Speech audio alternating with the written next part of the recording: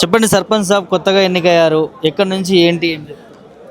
నేను ఇంద్రవెల్లి మండలం నుంచి అమ్మాయికోట గ్రామ పంచాయతీ సర్పంచ్గా ఎన్నికవడం జరిగింది. ఆదిలాబాద్ జిల్లాలో అత్యధిక మెజారిటీతో గెలవడం జరిగింది. 713 ఓట్ల మెజారిటీతో గెలిపించడం జరిగింది.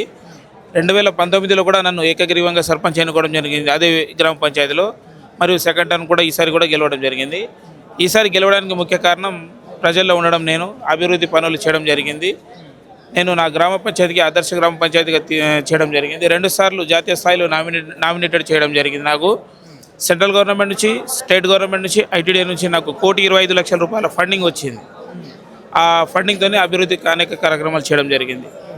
ఎట్లా ఉంది ఇప్పుడు ఎన్నికలు జరుగుతూ ఉన్నాయి, 2వ దశ అయిపోయింది, 3వ దశ కూడా జరుగుతున్న పరిస్థితులు. అధికారంలో కాంగ్రెస్ పార్టీ ఉంది, అయినా బీఆర్ఎస్ పార్టీ గట్టి పోటీస్తూ ఉంది. అధికారంలో కాంగ్రెస్ పార్టీ ఉంది అన్నది వాస్తవమే. అయినా కూడా ప్రజలు అనుకున్నది ఏంటంటే అభివృద్ధి చేసేవాడికి గుర్తింపు ఇవ్వాలి అనే ఉద్దేశంతోనే నాకు గెలిపించడం జరిగింది.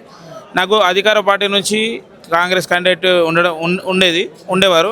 అయినా కూడా అతనికి 85 ఓట్లు రావడంతో అర్థమైంది ఏంటంటే పని చేసే వాళ్ళకి మాత్రమే ఇస్తారు ఇక్కడ అని చోటు. గత టీఆర్ఎస్ ప్రభుత్వంలో కూడా మాకు అనేక అభివృద్ధి కార్యక్రమాలు చేయడం జరిగింది. కాబట్టి ప్రజల్లో మేము దగ్గరలో వెళ్ళడం జరిగింది. ఆ రకంగా పెండింగ్ బిల్లుల ఇష్యూ కూడా నడుస్తూ ఉంది, ఇంతవరకు రాలేదు. అయితే సార్, పెండింగ్ బిల్లులు నా వ్యక్తిగతంగా చెప్పాలంటే నా యొక్క బిల్లులు ₹1 కూడా పెండింగ్ లేదు ఇప్పటివరకు. అన్నీ క్లియర్ చేయడం జరిగింది. 2023 ఎలక్షన్, ఎమ్మెల్యే ఎలక్షన్ కంటే ముందే 1 నెల రోజుల ముందే నా బిల్లులు అన్నీ క్లియర్ చేయడం జరిగింది. ఎక్కడ కూడా బిల్లులు పెండింగ్ ఉండడం నా దగ్గర అయితే లేదు. ఎట్లా ఉంది? బీఆర్ఎస్ పార్టీని ఆదరిస్తున్నారో, పల్లెల్లో ఏమంటున్నారో, 6 గ్యారెంటీలు వస్తున్నాయి? ప్రస్తుతానికి చూస్తే మార్పు మొదలైంది. బీఆర్ఎస్ క్యాండిడేట్లను చాలామంది వరకు గెలవడం జరిగింది. దాన్ని బట్టి చూస్తే పబ్లిక్లలో కాంగ్రెస్ ప్రభుత్వం మీద వ్యతిరేకత ఉంది అనేది ఈ రకంగా మాకు తెలిసిపోయింది. 6 గ్యారెంటీలో ఒకటి వదిలేస్తే సార్, మాది ఒకటి ఇందిరమ్మ కమిటీ పేరు మీద ఒకటి మాత్రమే నడుస్తుంది తప్ప 6 గ్యారెంటీలు మేము ఎక్కడ వేరే చూడలేదు. ఇక నాకు తెలిసి ఇంకా 2 సంవత్సరాల వాళ్ళ పాలన ఉంది కాబట్టి అక్కడ కూడా చూడలేము అనిపిస్తుంది. ముఖ్యమంత్రి మాత్రం ఇస్తున్నాం చేస్తున్నాం సార్, చెప్పడానికి అన్ని రకాలు చెప్తున్నారు కానీ మా దగ్గర గ్రౌండ్ లెవెల్ అయితే ఇప్పటిదాకా 6 గ్యారెంటీల విషయానికి రాలేదు. రైజింగ్ తెలంగాణ అనేది వాళ్ళు ఫుట్బాల్ మ్యాచ్లకు మాత్రమే పరిమితం అయిపోయింది తప్ప కానీ పల్లెటూరులో మాత్రం రాలేదండి. ఒక ఎడ్యుకేటెడ్ పర్సన్గా కూడా చెప్పగలుగుతాను నేను, యువత దగ్గర కాంగ్రెస్ ప్రభుత్వం అట్టర్ ఫ్లాప్ అయింది. రాజీవ్ యువ వికాసం కింద మాకు లోన్ల కింద అనేక మందిని ఆన్లైన్లో అప్లై చేయడం జరిగింది కానీ దానికి ఊసేలేదు ఇప్పటివరకు. ఆ రకంగా యువతలో కూడా వ్యతిరేకం ఉంది. మేము మన సర్పంచ్ ఎన్నికల ప్రచారానికి వెళ్ళినప్పుడు ఈ విషయం మాకు దృష్టికి వచ్చింది. మేము లోన్లు అప్లై చేసుకున్నాం, మరి ఏమైనా పరిస్థితి ఉందా అని అంటే ప్రస్తుతం నేను కూడా అప్లై చేసుకున్న దాంట్లో కానీ నాకు కూడా లేదు. కాబట్టి కొన్ని రోజులు ఆగితే దాని మీద క్లారిటీ రావచ్చు. కానీ ఒక రకంగా ఆశలు వదులుకున్నారు వాళ్ళు. యువతకు ఇచ్చిన హామీలన్నీ అమలు చేస్తలేరు కదా. ప్రస్తుతానికైతే యువతకు ఒక హామీ కూడా లేదు. కేవలం ఒక చీరలు, ఇందిరమ్మ చీరలు అనే పేరు మీద స్థానిక సంస్థల ముందు ఒక డ్రామా ఆడడం జరిగింది తప్ప అది కూడా డ్వాక్రా గ్రూప్లో ఉన్న మహిళలకు మాత్రమే ఇవ్వడం జరిగింది. అది కూడా సగం మందికి రావడం జరిగింది. మిగతా మహిళలు వ్యతిరేక క్వాలిటీ చీరలు ఇస్తున్నామని చెప్తున్నారు కానీ ఇంకా మా దగ్గర అయితే రాలేదు. మరి ఎప్పుడు వస్తాయో చూడాలి.